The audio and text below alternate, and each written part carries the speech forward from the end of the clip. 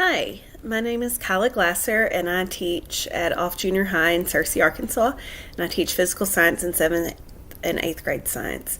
This is my second year to be a Strive participant in a business placement, and I have just learned so much through Strive. So Strive continually pushes me to be a better teacher and expose my students to more careers and opportunities in our community that they didn't know about before. And a lot of these I didn't know about before. So Strive has taught me about things in my own community that I did not know. So this year I was partnered with the City of Searcy in the city with the city planner, Richard Stafford.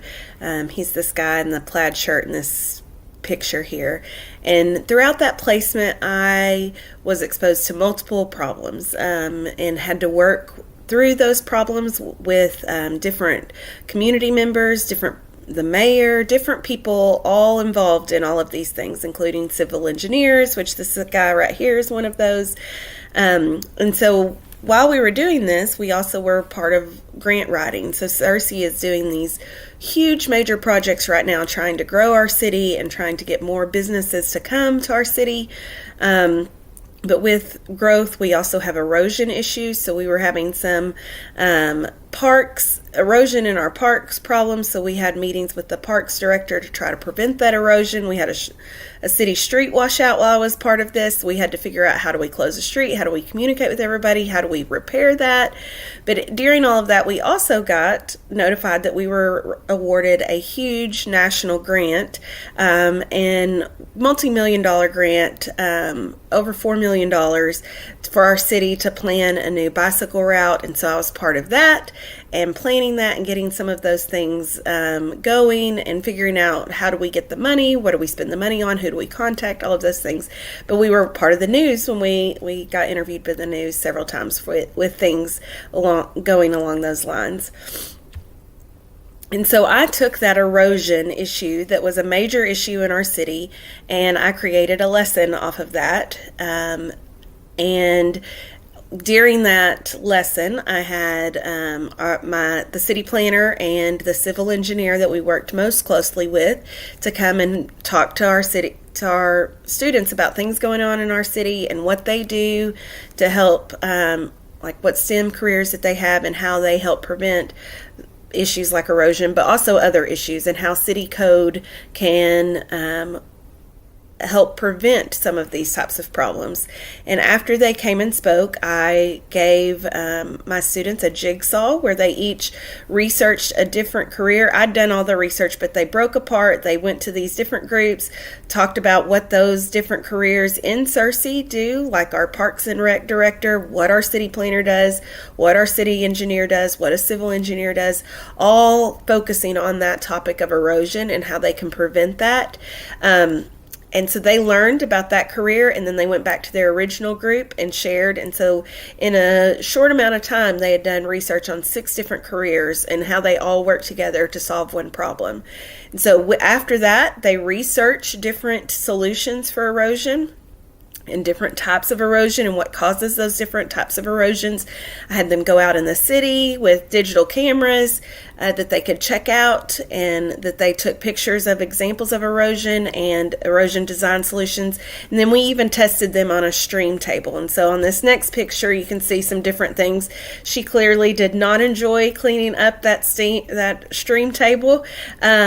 But they were testing different things to prevent erosion, and they used different things like hay and retaining walls. They used revetment mats. They used all sorts of different types of things that they'd been exposed to in their lessons with the guest speakers, and that I learned about while I was on in my career this summer. And so they used those different things, built them in these stream tables, tested to see which things had the most erosion, what moved the soil the most, and they then wrote an article about that, about which one was the best design solution. And so then we also took some assessments. So in August, this dark blue here, you can see where my students were on their STEM career interest survey. That was asking them questions about what they already knew, who they knew that worked in those positions, how comfortable they felt with that. And then we did that same thing again in December, and you can see some areas grew quite a bit, some areas didn't grow as much, but we just want them to move some. And then here was just the unit pretest on erosion. This was the class average. So before we did anything with erosion, the class average was scoring an 18. That even asked them questions about solutions, but it also asked them about specific STEM careers in our town and what they knew about those. And then after the lesson in the unit, which was about a month, then the class average was a 24. So I felt like that was significant growth there. The class average grew by 6 points. That assessment was written by me. The Strive, as the career interest survey, was one that was provided by Strive that had been kind of tested and approved of beforehand. And so how this has impacted me as an educator, it's changed how I teach. It causes me to make sure I talk about connections to our community, give them real world examples, bring in more guest speakers. I even have a field trip planned this next semester to go to the power plant to continue these partnerships in STEM careers, and not just the ones I've been placed in, but others. And to bring those people into our school, or us to go out to them, just so students are more exposed to those. This summer particularly caused me to learn a lot about grant writing and that technical writing and how to do that. And so I've applied for grants to get more equipment in my classroom to give my students more access to STEM materials. It's also caused me to work cross-curricular.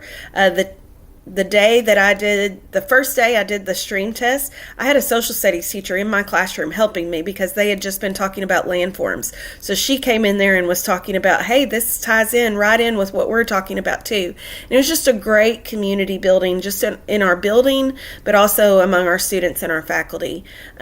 We even have RTI time, which is response to intervention time, built into our school day, where they get specific interventions on needs that they have, whether it be STEM or math or English or whatever. And I've had to help teach non-science teachers how to do STEM interventions.